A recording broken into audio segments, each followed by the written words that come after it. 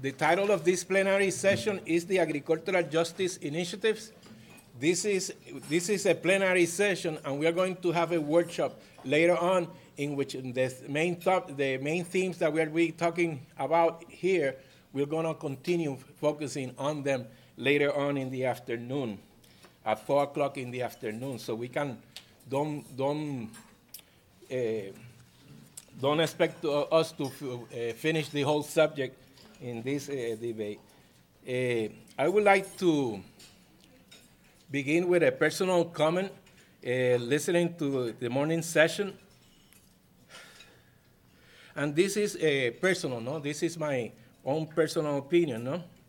Is that a reflection in terms that civil society and the way it has chosen to manage itself is based on a system driven by capitalism, and that the function of government within that system is to manage and facilitate in the interest of business. So this is an observation and reflection that I have in order for us to put in context what we are talking about and the issues that are being raised.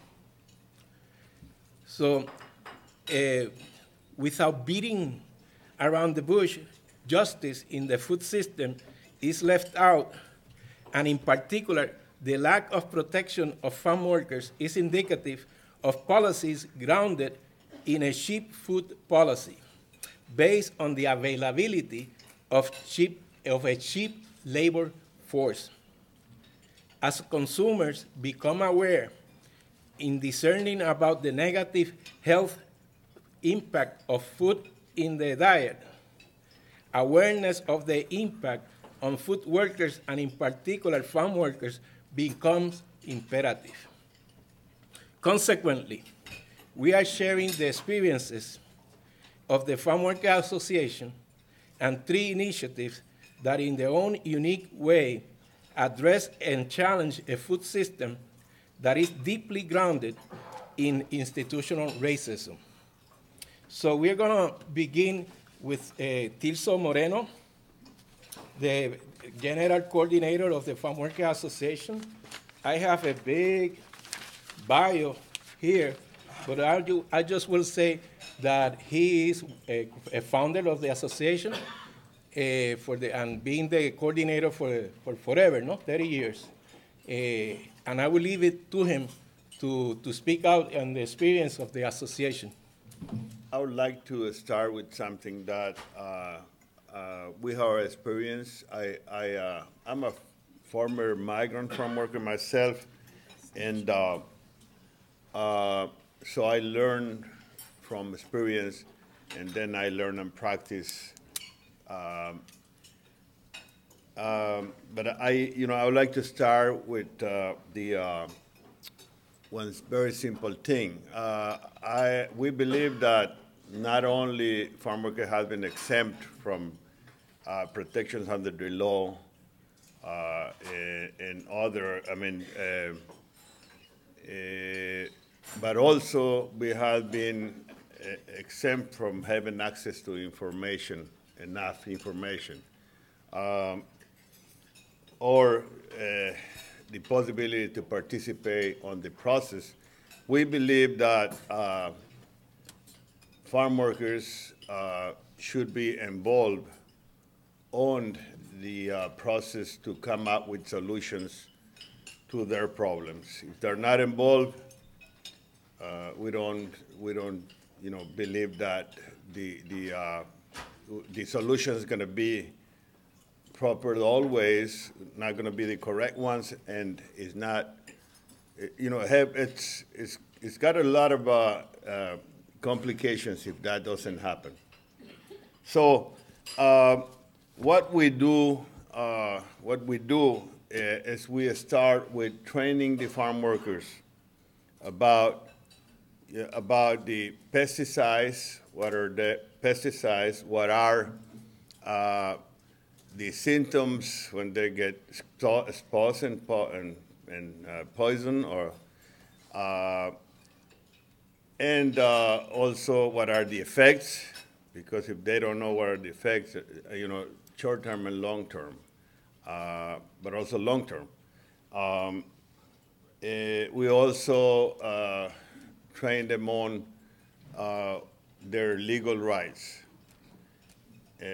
So they can be, with that information, they can be part of the process.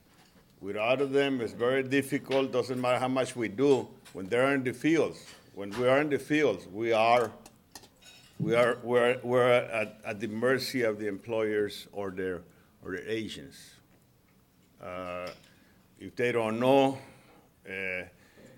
the other problems that are on top of that is that they, because they don't have the collective bargaining, the rights to collective bargaining, they don't have, rights, other than what the laws gave them, and they have been exempt from the law, the inclusion on the laws, protection of the laws.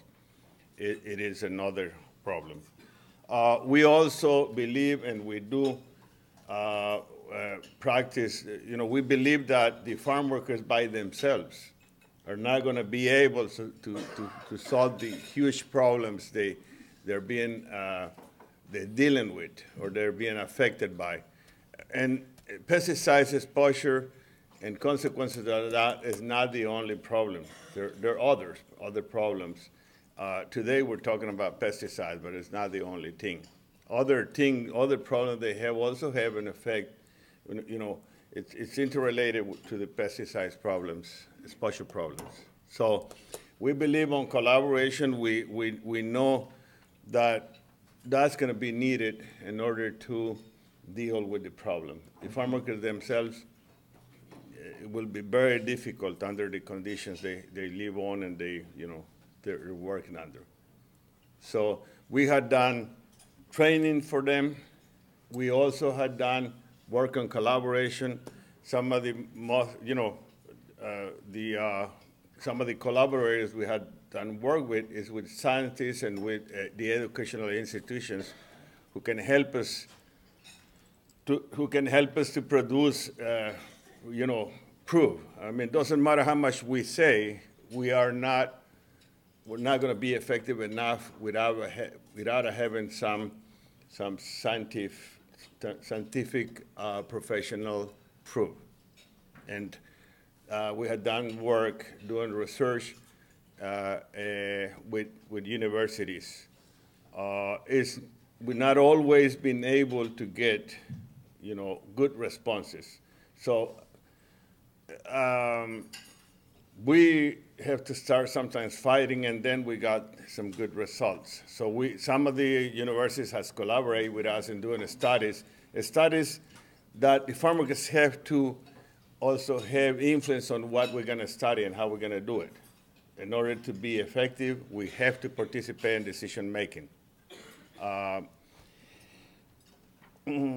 We done collaboration with other allies of Balkans. I had a list of experiences we had, but I'm going to stop right there since I'm going to do a workshop. So I'm going to extend some more on what we had done.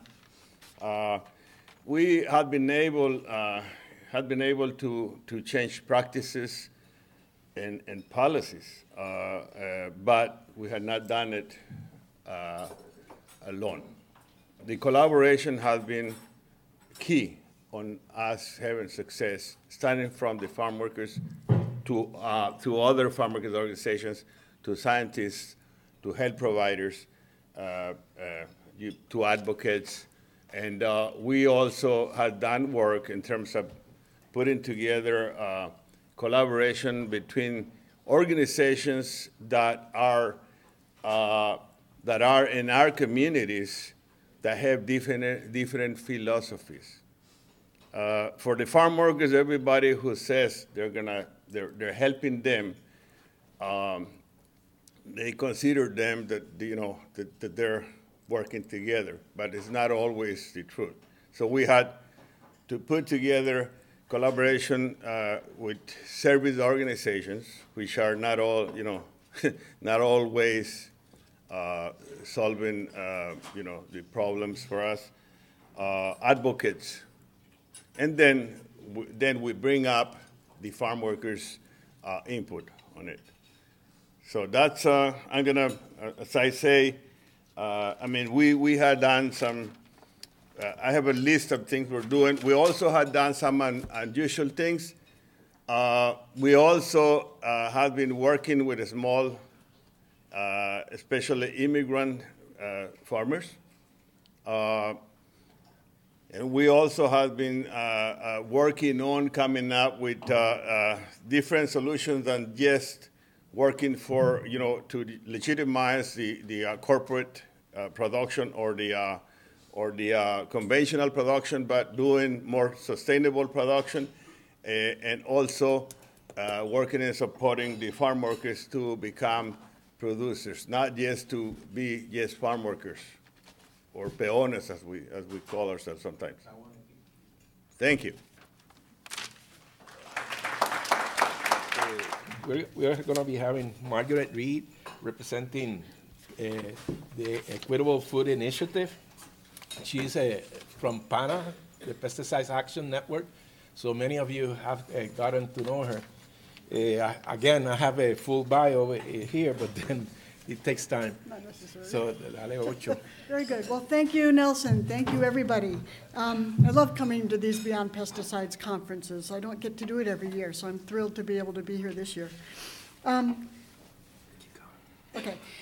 So this is a teaser for the workshop. So hopefully everybody's going to come to the workshop where we'll all be able to talk about this in more detail. Ignore that double image there. Okay, so I'm a senior scientist at Pesticide Action Network. I won't give any more detail about what PAN does right now because I want to talk quickly about this problem and our solutions. We've talked about the problems yesterday, and today. We've been talking a lot about the problems facing farm workers. I'm just going to reiterate a couple. Among the lowest paid workers, we've talked about that, the 1.1 billion pounds of pesticides used. Other issues in this food system include, for example, food safety issues. Marty and others touched on that a bit yesterday. And another issue is that along with all of these severe problems that we've been talking about for decades and decades, there is in fact a growing awareness among the consumers about these problems and concern for these problems. And the reason I say this is that they too are part of the solution. And when we talk about the solutions, I absolutely, totally want to reiterate what Tirso said, is that the solutions to the problems in industrial scale agriculture in particular have to be led by those most affected, in other words, led by the farm workers that most experience the severity of these problems, and that the problems have to be both, that the solutions have to be both multi-stakeholder solutions, and that they have to come from positions of some common values. In this particular example that I'm going to be talking about, the Equitable Food Initiative, the common values address specifically issues of labor rights, pesticide reduction, and food safety. I also want to reiterate that these solutions are not just one, there are multiple solutions, there are complementary solutions, and in fact here we have a representation of 3 of those solutions that I think are in fact complementary. And in one example, I have on a number of occasions been able to present together with representatives of the Agricultural Justice Project. Leah is here, I'm delighted with that, because the Equitable Food Initiative and the Agricultural Justice Project, for example, are 2 complementary efforts that are looking at the problem from 2 different angles. The Equitable Food Initiative, which I'll describe in a bit of detail, has a general mission to raise up the floor of industrial scale agriculture to make the situation a bit better, whereas the Agricultural Justice Project and its sister organization, the Domestic Fair Trade Association, are demonstrating an ideal, a gold standard, what we really can strive for, although at this point it's still small scale. So I think those 2 efforts, ideal gold standard, and what can we do to raise the floor of industrial scale agriculture to address the problems of pesticide, labor issues, food safety, and how those can complement one another. The Equitable Food Initiative started in about 2008 with the three major farm worker unions, or the largest unions, United Farm Workers, Farm Labor Organizing Committee based in Ohio, North Carolina, PECUN based up in Oregon, together with farm worker advocates, including Farm Worker Justice and Oxfam. In fact, this project was housed or incubated within Oxfam for the first 5 years, and just recently has become incorporated as its own 501c3 organization in California. Then we came on, the consumer advocates, Pesticide Action Network, Center for Science in the Public Interest, Consumer Federation of America on the food safety, and buyers and growers. Because these solutions will not be viable unless they are really sincerely multi-stakeholder, and these folks have been on from the design and implementation of this project from very much near the beginning. In brief, it's about farm workers are empowered and respected in a food system that produces healthier, safer, more environmentally sustainable food, viable careers. This benefits retailers as well, and it benefits consumers. And I'm not going to go into more detail. You'll have to come to the workshop. Two major components of this Equitable Food Initiative. One is the standard. It's a third-party verifiable standard that has three key components: food safety, crop and pest management, and labor. The pest management has a little more detail in this pre-slide, focusing on pesticide use reporting. Surprisingly, only California and some Oregon and Washington require pesticide use reporting. Most states do not. If we don't know what's being used, how can we begin to approach making changes in that? Or at least that's certainly very helpful. IPM-based, and the other key thing is that we actually require growers to enter their pesticide use data into a system that can quantify the risk to workers. There are very few other systems that actually quantify the risk to workers. This, in particular, is starting with inhalation risk. Labor is essentially all the components that you would expect to see in a collective bargaining agreement, but not necessarily requiring that. More detail can follow.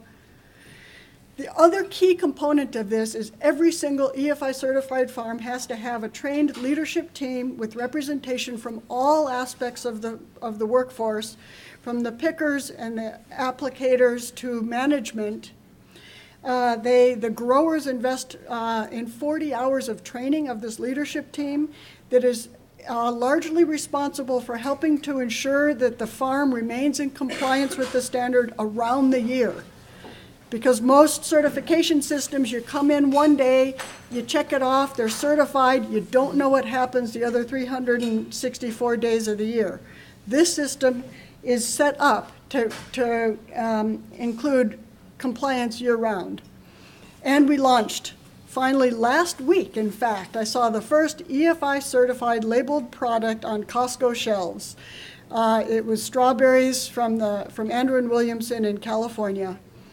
And we're moving on beyond that. I'm not going to go into any more detail, but the point is that it's a complementary effort to other important efforts going on, that it's a multi-stakeholder effort. Ultimately, we'll lead in policy change, but the policymakers are not the ones who are on the forefront of making progressive change. We all know that. But ultimately, we want this kind of marketplace-based effort to lead to policy change. And again, I can talk about policy much more in our workshop. The one thing I want to end with, because we've got a lot of you here, is that we do have some actions that people can take. And one of those actions is up in the corner there. We, together with Farmworker Association and Beyond Pesticides and many other organizations, have been working to get rid of the neurotoxic insecticide chlorpyrifos for more than since at least 2001. It's still on the market, mostly used in agriculture because it's been banned for use in homes because of its hazards to children, yet still used widely in agriculture.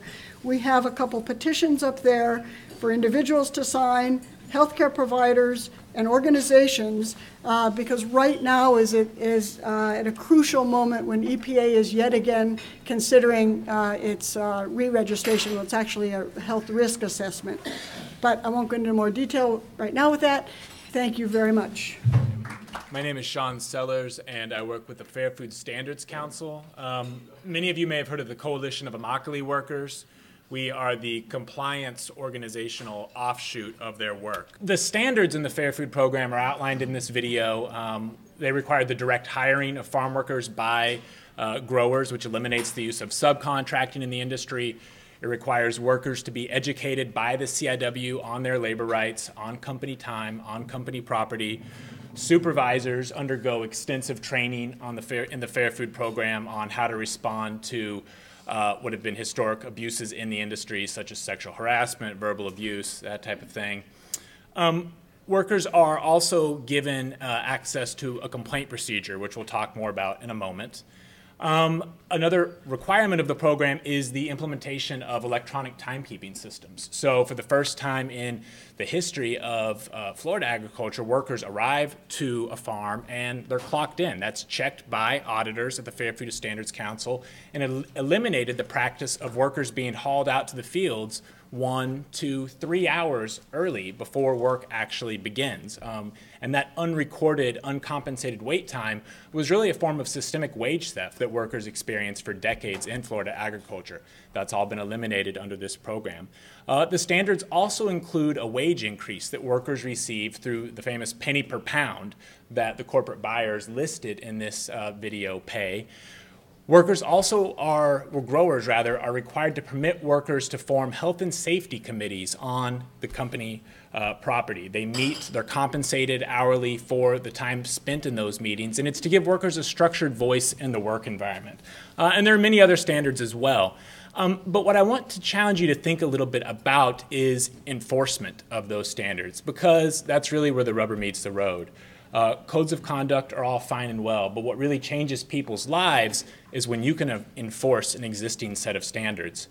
I think that's an area where the Fair Food Program really has a lot of lessons to share. So there are 4 legs to this table, if you want to think about it in this way, in terms of how compliance is achieved in the Fair Food Program. So the first is an unrelenting commitment to worker education. This happens at the point of hire. Workers who go to work at Fair Food Program farms receive written materials produced by the CIW that describe their rights under the program. They also see a video, and these materials are available in English, Spanish, or Haitian Creole, so they can reach workers regardless of literacy levels. We go back and we audit behind that to make sure that's happening. In addition, workers receive the face-to-face education when the CIW comes out to their specific farm a couple of times every year. They reinforce the rights that workers have under the Code of Conduct, and they encourage workers to report abuses or report violations of the Code of Conduct. Linked to this process of worker education is the second leg of the table, which is a complaint procedure with strict protections against retaliation. As anyone who's been involved in this work knows, for decades, retaliation has served as a form of keeping abusive practices keeping those practices in place. When workers would speak out, they would lose their jobs. Sometimes they would be subject to physical violence or worse. With a complaint procedure with strict protections against retaliation, what you actually see is that workers themselves become the frontline monitors of compliance. And so one of the ways that we do that is through a 24-hour hotline that the Fair Food Standards Council answers. It's bilingual in English or Spanish, and workers are able to call this problem and get quick resolutions to the abuses they may be facing. So take sexual harassment as an example. If an agricultural worker were to file a complaint with the EEOC, this may take 2, 3, even 4 years to come to a resolution, assuming the EEOC even takes the case, which in light of all of the budget cuts over the past many years, it's unlikely they would even take the case in the first place. But if they do, many, many years to a resolution. Under the Fair Food Program, we get resolutions to those problems 1 week, maybe 2 weeks. 3 weeks would be a very long time frame for us. The third leg of the table, the compliance table, is audits. What's that? Okay. is audits. These are best in industry audits that we do where we speak with at least 50% of the workforce. So if the farm has 1,200 workers, we're going to interview 600 of those workers. We do it on the farm as workers are working. We do off-site housing interviews, interviews on the bus to and from the fields.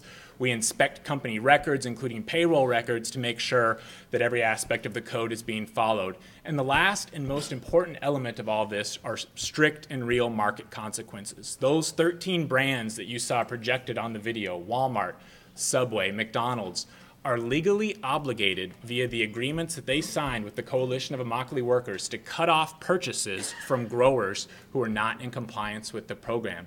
And that is an enforcement mechanism unlike anything you can imagine. And it's been responsible for absolutely transforming this industry in 4 years. So the last thing I would say, I'm not able to stay for the workshop, unfortunately, but two things. One, the program is expanding. The first 4 years have been in the Florida tomato industry for the 30,000 workers in that industry. Starting this summer, we will be going up the East Coast as far north as tomato farms in New Jersey. And in the fall, we will be in another crop. For any additional questions on this, you can grab me after the plenary. The website fairfoodprogram.org is a great resource, and the way consumers can support this is by encouraging buyers who are not yet part of the program to join the program. So here in Florida, that could be Publix. Nationally, it's also fast food chains such as Wendy's, other supermarket holdouts, Kroger, Giant, Stop and Shop, etc. So thank you very much. The last speaker in the plenary will be Leah Cohen. She's the General Coordinator of the Agricultural Justice Project. And again, for time's sake, I will not go into her bio. Good afternoon. My name's Leah Cohen, and I've been working with the Agricultural Justice Project since about 2004. AJP started with a collaboration of 4 nonprofit organizations that are based in farmer and farm worker advocacy.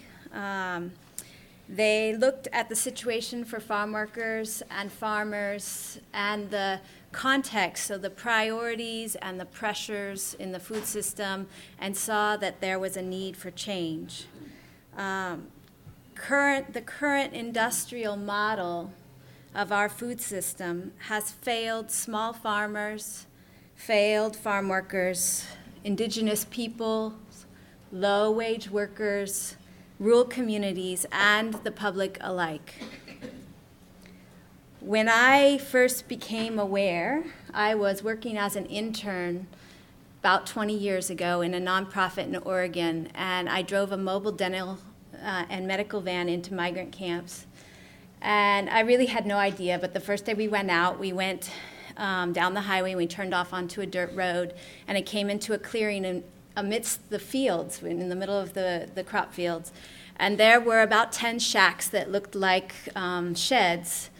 And we parked, and we set up the van, and the dentist that was with us started to do care. And I hung out, and I saw wood paneled sides with no insulation, holes the size of raccoons, dirt floors, bare light bulbs, a folding chair. And I looked around and I thought, wow, we're in the middle of a crop field.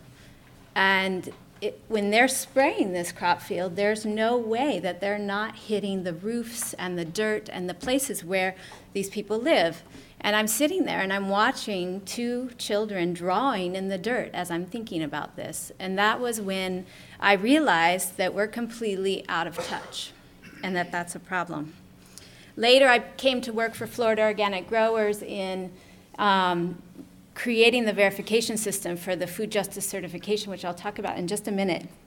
And I started to get to know growers who came to the farmers markets. These are small growers who had CSAs, community-supported agriculture programs, so not large scale. And I started to hear what was going on in their lives, recognizing that there were many months when they would run out of money, and the most common response to that was to stop paying themselves.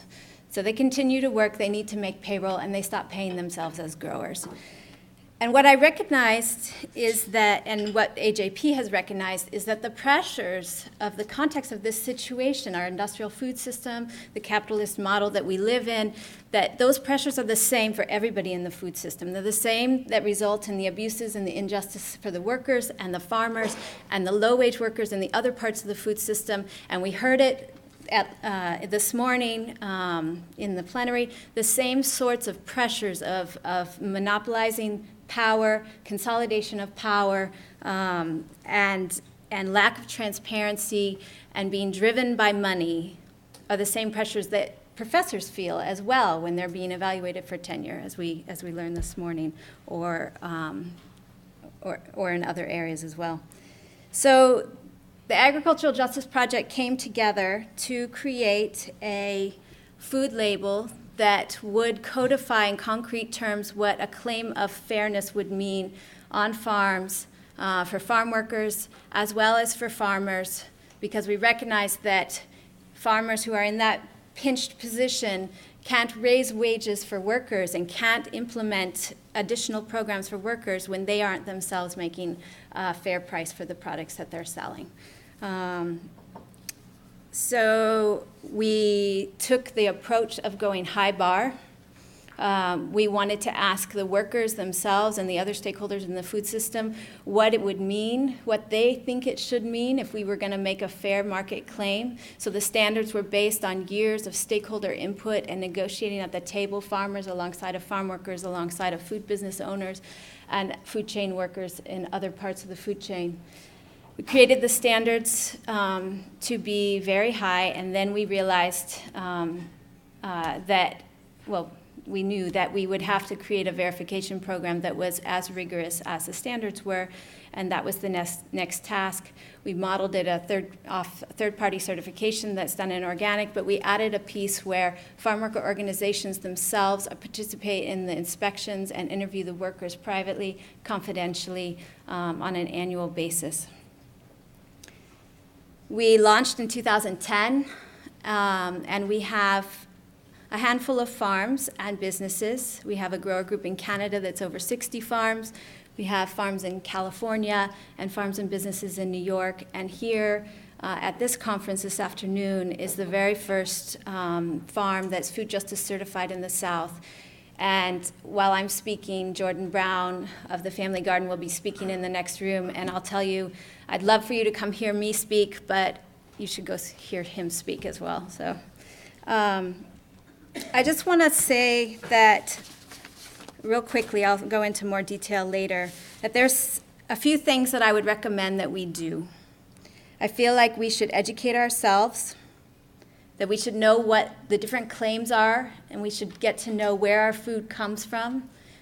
And we can do this in many ways. We can start to cook again. We can have a relationship with the farmers and the farm workers that supply our food. We can cut out the middleman. We have to realize that policy work is really important.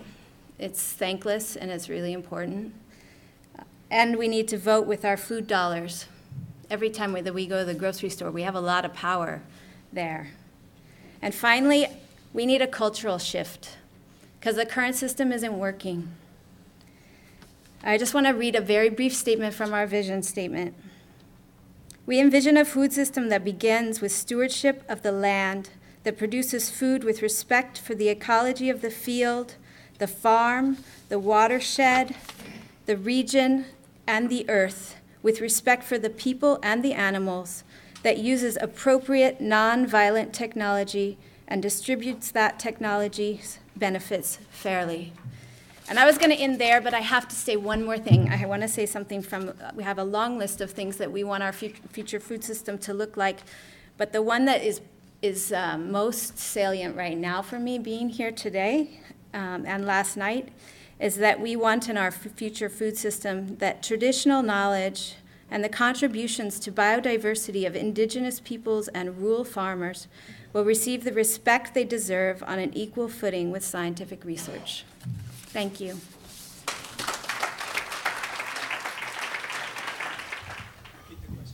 Is there there's a label for the Fair Food Program. There is is a label. It's currently in point of sale displays. Whole Foods is the first store that it was rolled out in, but it'll be coming to Walmart and others as well. If there is no other question, we will finish this. Yes, ma'am.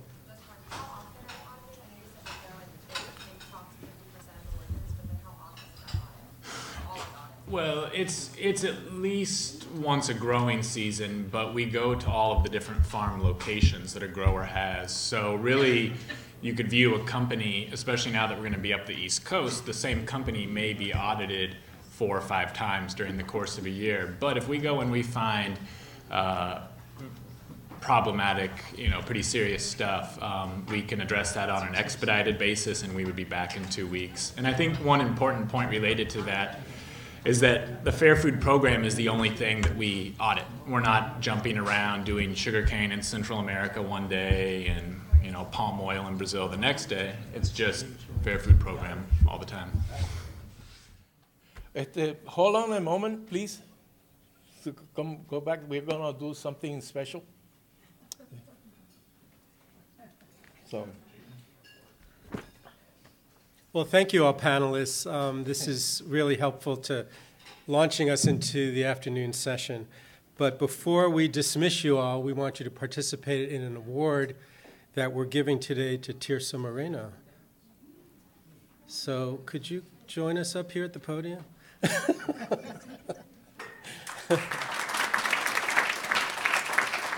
come on this side. So Tirso, this is I need to speak into the microphone. This is our Dragonfly Award, and it's an appreciation of all your work. And it says on here, for tireless dedication to fair, just, and safe working conditions for farm workers. And that's your tireless dedication. So we really appreciate everything you've done for all these years.